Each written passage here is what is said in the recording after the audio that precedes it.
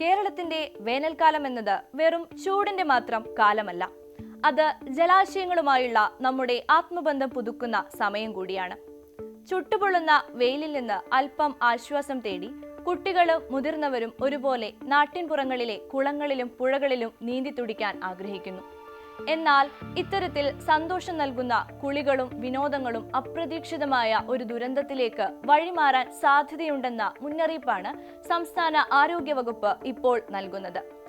അത്യന്തം അപകടകാരിയായ അമീബിക് മസ്തിഷ്ക ജ്വരം അഥവാ അമീബിക് മെനിഞ്ചോ എൻസെഫലൈറ്റിസ് എന്ന രോഗം വേനൽക്കാലത്ത് വർദ്ധിക്കാൻ സാധ്യതയുണ്ടെന്നും ജാഗ്രത പാലിക്കണമെന്നും ആരോഗ്യമന്ത്രി വീണ ജോർജ് വ്യക്തമാക്കുമ്പോൾ അതിനെ കേവലം ഒരു വാർത്തയായി കാണാതെ ഗൗരവമായി തന്നെ നാം സമീപിക്കേണ്ടതുണ്ട്.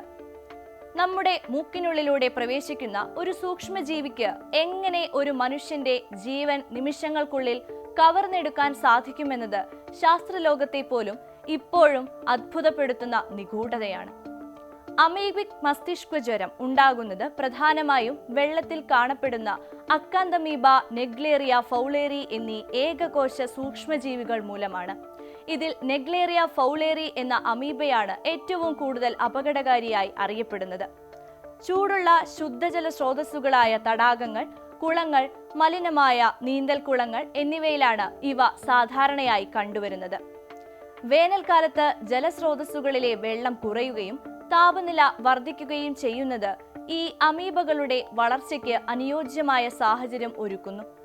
നാം വെള്ളത്തിൽ മുങ്ങുകയോ നീന്തുകയോ ചെയ്യുമ്പോൾ മൂക്കിനുള്ളിലെ നേർത്ത ചർമ്മത്തിലൂടെ ഈ അമീബകൾ ശരീരത്തിനുള്ളിൽ പ്രവേശിക്കുന്നു. അവിടെ നിന്ന് നാഡീവ്യൂഹത്തിലൂടെ ഇവ നേരെ മസ്തിഷ്കത്തിലേക്ക് സഞ്ചരിക്കുകയും തലച്ചോറിലെ കോശങ്ങളെ നശിപ്പിക്കുകയും ചെയ്യുന്നു. കേൾക്കുമ്പോൾ ലളിതമെന്ന് തോന്നുമെങ്കിലും ഇത് തലച്ചോറിൽ കടുത്ത വീക്കമുണ്ടാക്കുകയും മരണത്തിലേക്ക് നയിക്കുകയും ചെയ്യുന്ന അവസ്ഥയാണ്. രോഗം ബാധിച്ചാൽ അത് തിരിച്ചറിയുക എന്നത് പലപ്പോഴും വെല്ലുവിളിയാകാറുണ്ട്. കാരണം ഇതിന്റെ ലക്ഷണങ്ങൾ സാധാരണ പനിക്കും തലവേദനയ്ക്കും സമാനമായിരിക്കും. തീവ്രമായ പനി, പെട്ടെന്നുണ്ടാകുന്ന ജ്വരം, സഹിക്കാനാവാത്ത തലവേദന, ഛർദി, കഴുത്തു തിരിക്കാൻ ബുദ്ധിമുട്ട് അനുഭവപ്പെടുന്ന രീതിയിലുള്ള വേദന തുടങ്ങിയവയാണ് പ്രാഥമിക ലക്ഷണങ്ങൾ. രോഗം തീവ്രമാകുമ്പോൾ ബോധക്ഷയം, വെളിച്ചം നോക്കാൻ ബുദ്ധിമുട്ട് അഥവാ ഫോട്ടോഫോബിയ തുടങ്ങിയ ലക്ഷണങ്ങളും പ്രകടമാകും. രോഗം ബാധിച്ചാൽ രോഗിയുടെ നില വളരെ വേഗത്തിൽ വഷളാകാൻ സാധ്യതയുണ്ട്. അതിനാൽ തന്നെ ലക്ഷണങ്ങൾ കണ്ടാലുടൻ സ്വയം ചികിത്സ ഒഴിവാക്കി വിദഗ്ധ ചികിത്സ തേടുക എന്നത് ജീവൻ രക്ഷിക്കാൻ അത്യന്താപേക്ഷിതമാണ്. കൃത്യസമയത്ത് ചികിത്സ ലഭിച്ചില്ലെങ്കിൽ ആഗോളതലത്തിൽ ഈ രോഗം ബാധിക്കുന്നവരുടെ മരണനിരക്ക് 90% മുകളിലാണെന്നത് ഇതിന്റെ ഗൗരവം വർദ്ധിപ്പിക്കുന്നു. എന്നാൽ കേരളത്തെ സംബന്ധിച്ചിടത്തോളം ഈ ഭീതിതമായ സാഹചര്യത്തിലും നമുക്ക് അഭിമാനിക്കാൻ വകയുണ്ട്. ലോകമെമ്പാടും നെഗ്ലേറിയ ഫൗളേറി മൂലമുള്ള മരണനിരക്ക് 99% കേരളത്തിൽ അത് 24% കുറയ്ക്കാൻ സാധിച്ചുവെന്നത് ആരോഗ്യവകുപ്പിന്റെ വലിയ നേട്ടമാണ്. നേരത്തെ രോഗം കണ്ടെത്താനുള്ള സംവിധാനങ്ങളും മികച്ച ചികിത്സാ പ്രോട്ടോക്കോളും നടപ്പിലാക്കിയതിലൂടെയാണ് ഇത് സാധ്യമായത്. ICMR-മായി സഹകരിച്ച് നടത്തിയ പഠനങ്ങളും സംസ്ഥാനത്ത് ആദ്യമായി തയ്യാറാക്കിയ പ്രത്യേക പ്രോട്ടോക്കോളും ഈ പോരാട്ടത്തിൽ വലിയ പങ്കുവഹിച്ചിട്ടുണ്ട്. നിലവിൽ കേരളത്തിലെ എല്ലാ മെഡിക്കൽ കോളേജുകളിലും മൈക്രോബയോളജി വിഭാഗത്തിൽ അമീബയുടെ സാന്നിധ്യം കണ്ടെത്താനുള്ള സംവിധാനങ്ങളുണ്ട്. ഇതിനു പുറമെ Thiruvananthapuram public health lab, Thonnakkal IAV, Kozhikode medical college എന്നിവിടങ്ങളിൽ അമീബയുടെ ഇനം തിരിച്ചറിയാനുള്ള അത്യാധുനിക മോളിക്യുലാർ പരിശോധനാ സംവിധാനങ്ങളും സജ്ജമാക്കിയിട്ടുണ്ട്. ഈ രോഗത്തെ പ്രതിരോധിക്കുക എന്നതാണ് ഏറ്റവും പ്രധാനപ്പെട്ട കാര്യം. ഇതിനായി ചില ലളിതമായ മുൻകരുതലുകൾ ജീവിതശൈലിയുടെ ഭാഗമാക്കേണ്ടതുണ്ട്. കെട്ടിക്കിടക്കുന്നതും ശുദ്ധീകരിക്കാത്തതുമായ ജലാശയങ്ങളിൽ മുങ്ങിക്കുളിക്കുന്നത് പരമാവധി ഒഴിവാക്കുക. കുട്ടികൾ ഇത്തരം വെള്ളത്തിലിറങ്ങുന്നത് പ്രത്യേകം ശ്രദ്ധിക്കണം. നീന്തേണ്ടി വരുന്ന സാഹചര്യങ്ങളിൽ മൂക്കിലൂടെ വെള്ളം കയറാത്ത രീതിയിലുള്ള നോസ് ക്ലിപ്പുകൾ ഉപയോഗിക്കുന്നത് അമീബ ശരീരത്തിൽ പ്രവേശിക്കുന്നത് തടയാൻ സഹായിക്കും. തല വെള്ളത്തിനു മുകളിൽ ഉയർത്തിവെച്ച് നീന്തുന്നതും ഒരു മുൻകരുതലാണ്.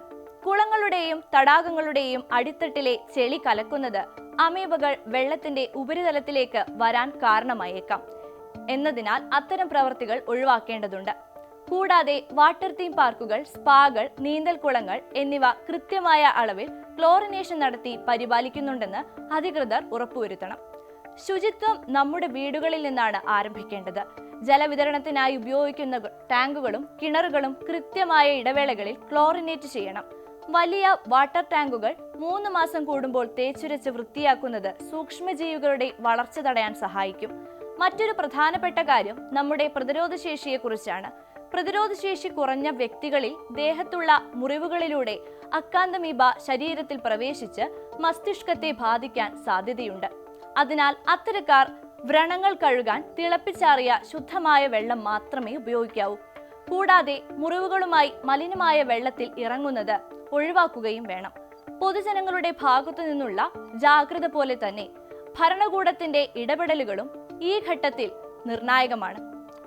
പൊതുസ്ഥലങ്ങളിലെ ജലസ്രോതസ്സുകളുടെ ഗുണനിലവാരം ബന്ധപ്പെട്ട വകുപ്പുകൾ നിരന്തരം പരിശോധിക്കേണ്ടതുണ്ട്. ജലാശയങ്ങളിലേക്ക് മാലിന്യങ്ങൾ ഒഴുക്കുന്നത് തടയാൻ കർശന നടപടികൾ സ്വീകരിക്കണം. മസ്തിഷ്ക ജ്വരത്തിന്റെ ലക്ഷണങ്ങളുമായി എത്തുന്ന ഓരോ രോഗിയെയും സൂക്ഷ്മമായി നിരീക്ഷിക്കാനും അമീബിക് മസ്തിഷ്ക ജ്വരം കൂടി പരിശോധിക്കാനും മെഡിക്കൽ ഓഫീസർമാർക്ക് നൽകിയിട്ടുള്ള നിർദ്ദേശം രോഗം നേരത്തെ കണ്ടെത്താൻ സഹായിക്കും. ആരോഗ്യ പ്രവർത്തകർ നൽകുന്ന നിർദ്ദേശങ്ങൾ കർശനമായി പാലിക്കാൻ ഓരോ പൗരനും തയ്യാറാവണം. വേനൽക്കാലത്തെ ചൂടിൽ നിന്ന് രക്ഷപ്പെടാൻ നാം കണ്ടെത്തുന്ന മാർഗങ്ങൾ നമുക്ക് തന്നെ വിനയാകാതിരിക്കാൻ നാം ശ്രദ്ധിക്കണം. വെള്ളത്തിന്റെ പരിശുദ്ധി ഉറപ്പുവരുത്തുക, മൂക്കിലൂടെ വെള്ളം കയറാതെ ശ്രദ്ധിക്കുക, രോഗലക്ഷണങ്ങൾ കണ്ടാൽ ഒട്ടും വൈകാതെ ഡോക്ടറെ കാണുക എന്നീ 3 കാര്യങ്ങൾ ശ്രദ്ധിച്ചാൽ ഈ നിശബ്ദ കൊലയാളിയിൽ നിന്ന് നമുക്ക് രക്ഷപ്പെടാം. ജാഗ്രതയും അറിവുമാണ് ഏതു രോഗത്തെയും പ്രതിരോധിക്കാനുള്ള ഏറ്റവും വലിയ ആയുധം. ആരോഗ്യവകുപ്പിന്റെ നിർദ്ദേശങ്ങൾ പാലിച്ച് സുരക്ഷിതമായ ഒരു വേനൽക്കാലം നമുക്ക് ഉറപ്പാക്കാം. ആരോഗ്യപൂർണമായ ഒരു സമൂഹം കെട്ടിപ്പടുക്കാൻ ഓരോരുത്തർക്കും ഉത്തരവാദിത്തമുണ്ടെന്ന് മറക്കാതിരിക്കാം. നിങ്ങളുടെ ചെറിയൊരു ജാഗ്രത വലിയൊരു ജീവൻ രക്ഷിച്ചേക്കാം.